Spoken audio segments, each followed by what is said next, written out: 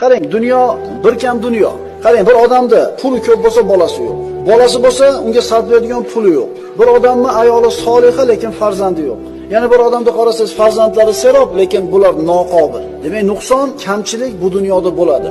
Bir kam dunyo bo'lishligi siz bilan biz uchun yaxshi birodarlar. Toki shu dunyoda g'am tashvishidan zerikamiz, Alloh taoloning huzuriga ketishlikka oshiq bo'lamiz.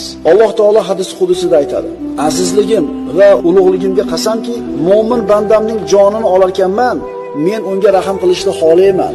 U qilgan har bitta xato uchun uni jazolayman. Jasadidagi kasal yoki rizqidagi torlik bilan sinayman. Molidagi yoki bolasidagi musibat bilan jazolayman. Shunday qilib musibatning orqasidan gunohlarni yo'raman. Agar undan gunohdan biron narsa yana qolgan bo'lsa, o'lim sakarotini qattiq qilaman.